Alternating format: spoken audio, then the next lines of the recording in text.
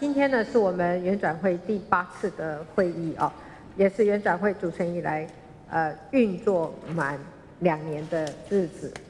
那我知道有些族人朋友会觉得2年只开8次会，是不是转得太慢了啊？那不过我必须要说，每3个月的委员会议中间，我们在开会的会议中间呢，其实有很多的委员都花费大量的时间，认真的收集跟汇整族群内部的意见。那我们原转会的5个主题小组啊，跟幕僚的单位也都推动了各式各样的工作啊。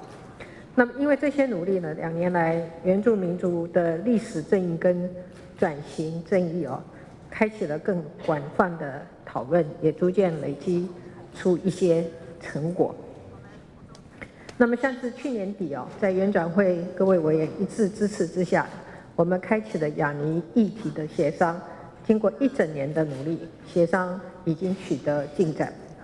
曾经有过激烈冲突的太鲁阁族人、亚尼公司跟政府3方，现在不但可以坐下来谈，更聚焦在改善居住安全、调查土地真相、思考未来矿区转型等课题。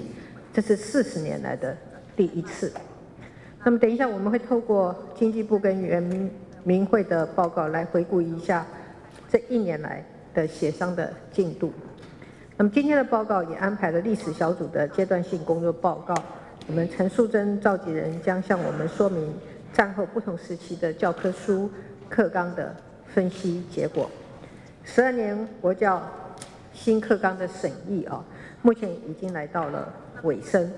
新的课纲里面相当程度增加了原住民族的历史跟文化的观点，也更加留意转型正义等课题。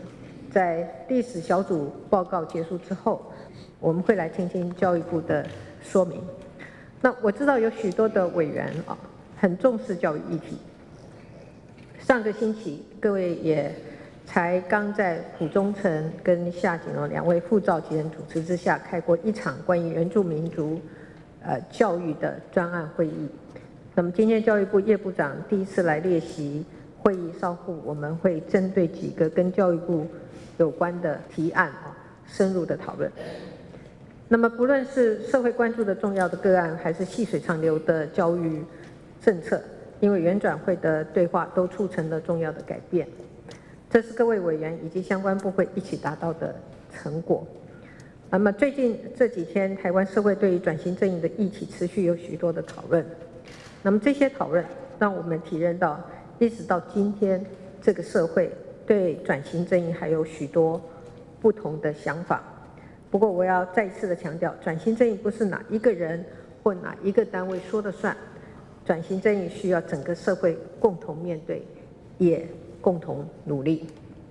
那么关于转型正义，我很喜欢我们常做的一个比喻，也就是说，一个人单独向前走100步，跟100个人同时跨出1步，其实后者是更困难的，但也是更有意义的。那我认为在厘清历史真相，想要诚心诚意实现跨族群跟跨世代的和解，我们需要做的就是那件比较困难的事情。那我们愿意听取社会上的不同的意见，互相沟通跟理解。像是过去1年原转会的和解小组在全国各地举办超过60场的巡回讲座，就是非常值得肯定的做法。搭建沟通的对话的平台，不是就是所谓的相怨。我们仍然有足够的决心，要让台湾成为一个真正的转型之国。透过转型，于是能更民主、更自由、更平等，也更包容。那么这就是我对转型正义的态度。我也希望我们一起继续努力。谢谢大家。